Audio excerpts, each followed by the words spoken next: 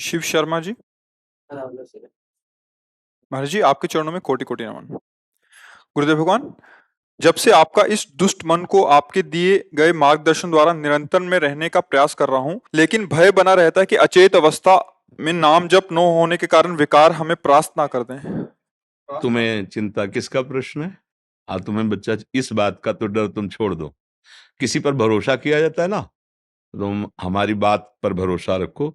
यदि तुम सोते समय जितने चेतना है उतने में तुम राधा राधा राधा मूर्छा और निद्रा के समय हमारे आराध्य देव देखेंगे।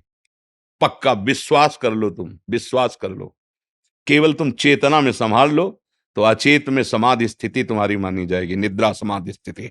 चेतना में हमारे द्वारा जो गलत चेष्टाएं हो रही, गलत चिंतन हो रहा है, बस इनको संभालने के लिए हमारे को आदेश है।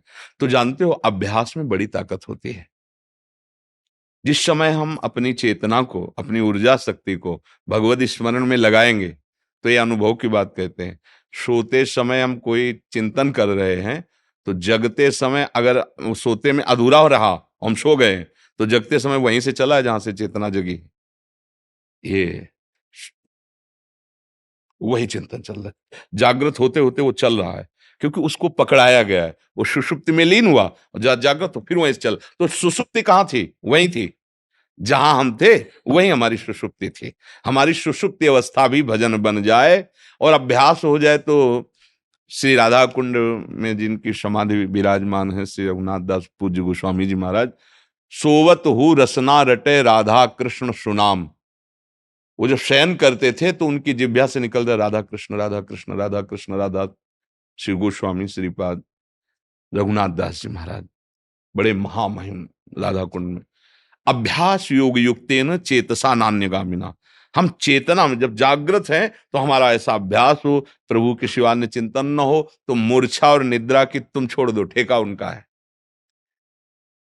चिंतन करना चेतना के समय हमारा कर्तव्य है और योगक्षेमम बाह्यम उनका कर्तव्य है। प्राप्त की रक्षा करना, जो अप्राप्त है उसको प्राप्त कराना, ये दोनों कार्य मेरे ठाकुर जी, मेरे गुरुदेव भगवान करते हैं। तो इससे तो तुम निश्चिंत रहो। तुम जितनी चेतना जागृत की है उसको संभाल लो, बस यही तुम्हारी बहादुरी रहेगी। आगे का काम तो लाड़ लीजिए। हमारे ठाकुर जी कहते हैं, जैसे अंतिम समय मूर्छा आ गई, इंद्रियां शुद्ध में नहीं है, उस समय भजन कैसे करे? मैं स्वयं स्फुरित होता हूं उसके हृदय में। हम अपने लोगों को जो बल है, भगवान की बात का बल है। अगर मेरे भक्त से कोई पाप बन जाता है तो उसको अलग से प्रायश्चित करने की जरूरत नहीं होती। मैं उसके हृदय में विराजमान होकर उसके सारे मल को धो देता हूं, पाप को भगवत भरोसा, चेतना में सावधान, चूक हो जाएगी, भगवान संभालेंगे। रात न प्रभु चित चूक किए की, करत सुरत सहबार ही की, जन अवगुण प्रभु मान न काऊ, दीन बंधु अति मृदुल स्वभाव। बिल्कुल निर्भय हो जाओ, डरो मत। डरो बुरे आचरणों से, कहीं हमसे ऐसे आचरण न बन जाए कि हम संत समागम में जाने वाले जो भाव हैं उनमें अरुचि पैदा हो जाए। पाप बन जाएगा तो उसका लक्षण होगा, आपको ये सब नाटक लगने लगेगा। पापवंत कर सहज स्वभाव, भजन मोर ते भाव, जो पे दुष्ट हृदय सोई होई मोरे सन्मुख आव। आपको इस गेट में प्रवेश होने, क्या धाम में आने के लिए रुचि नहीं हो गया क्या? सब ऐसा हो जाएगा मन। बस डरो तो इस बात से डरो कि प्रतिकूल वर्जनम, प्रभु के प्रतिकूल कोई आचरण न बन जाए। बस तुम निर्भय रहो, वो बड़े करुणामय हैं, बहुत कृपालु हैं, वो संभाल लेते हैं। और बड़े भाग्यशाली हो जो आप नई अवस्था में भागवतिक मार्ग संबंधी प्रश्न कर रहे हो। तुम्हें चिंता है कि कहीं मैं सो जाऊं, प्रभु को भूल जाऊं, ये छोटी मोटी कृपा नहीं, ये बहुत बड़ी कृपा है। इस अवस्था में इस बात का अंदर दुख होना कि मैं सो जाऊंगा और भगवत विस्मरण हो जाएगा, कहीं मेरी उस समय अगर प्राण गति रुक गई तो मेरा क्या होगा, ये बहुत अच्छी मुमुक्षुता जो जागृत हो रही। संभालना, कोई गंदे आचरण अपराध न बन पाए तो यही कल्याण कर देगी। बहुत अच्छी बात आ रही है, ये मतलब भगवत कृपा पात्र के हृदय में आती है। सावधान रहना, ये अभी अंकुरण हुआ है, कहीं बकरी चर न जाए।